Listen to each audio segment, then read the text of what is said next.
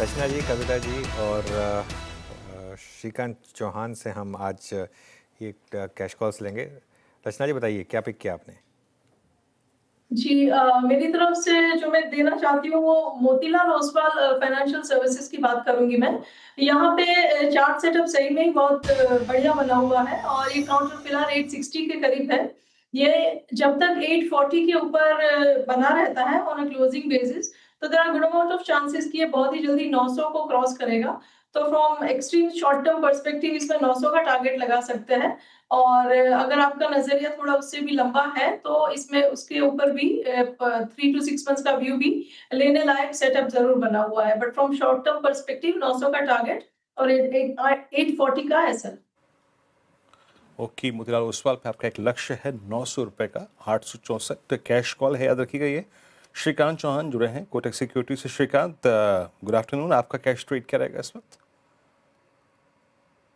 Good afternoon Virendra, Anuj and everyone. तो देखिए, मुझे लग रहा है कि इस मार्केट में वैसे इनफैक्ट मिड कैप और स्मॉल कैप स्टॉक्स में वापस से हमने कुछ वापस एक रिकवरी या कुछ रिवर्सल आते हुए देखा है।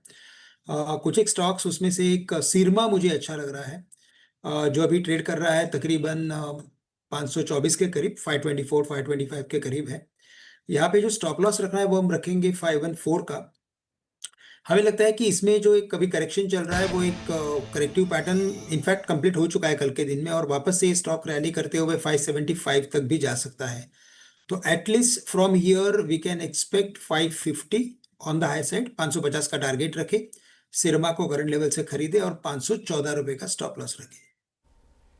ओके, सिरमा में खरीदारी की राय आपको 514 का लगाना है स्टॉप लॉस और 550 का आप टारगेट एक्सपेक्ट कर सकते हैं। ये श्रीकांत जी की कैश कॉल। कविता जी आप बताइए आपकी कैश कॉल क्या होगी?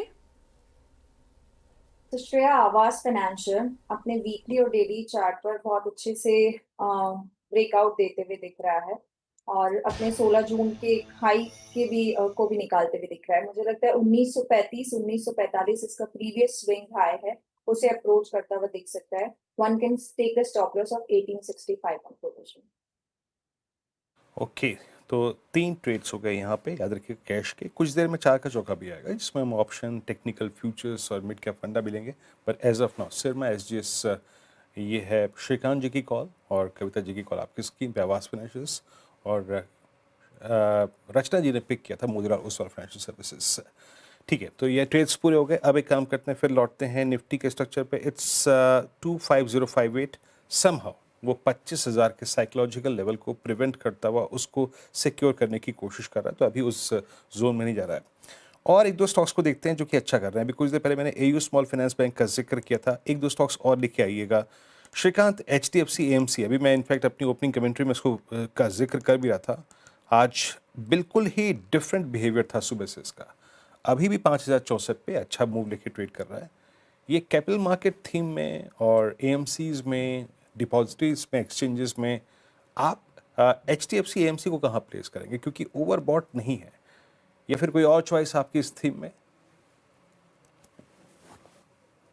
नहीं, बिल्कुल वीरेंद्र, अगर आपने जैसे कहा कि अगर हम कैपिटल मार्केट्स के थीम में अगर किसी 3 या 4 स्टॉक्स को देखते हैं तो उसमें अगर सबसे ऊपर अगर कोई टॉप रैंकिंग में अगर कोई स्टॉक होगा तो एचडीएफसी एएमसी है।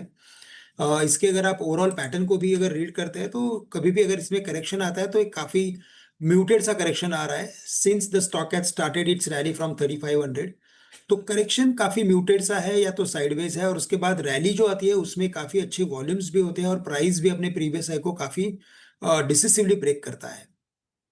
तो हमें लगता है कि करंट लेवल से भी एचडीएफसी एएमसी में मुझे लगता है कि जो भी अगर एक पोजिशनल व्यू लेना है तो बिल्कुल लिया जा सकता है। With a very short term view मुझे लगता है कि थोड़े मार्केट के ओवरऑल ट्रेंड के साथ भी लिंक रहता है। अगर मार्केट अगर साइडवेज अगर हो जाएगा, अगर वापस अनसर्टेनिटीज बढ़ेगी तो ये स्टॉक थोड़ा और वक्त निकाल सकता है क्योंकि हायर लेवल्स पे ट्रेड कर रहा है। लेकिन इवेंचुअली मुझे लगता है कि स्टॉक 5500 5700 तक के लेवल्स दिखा सकता है।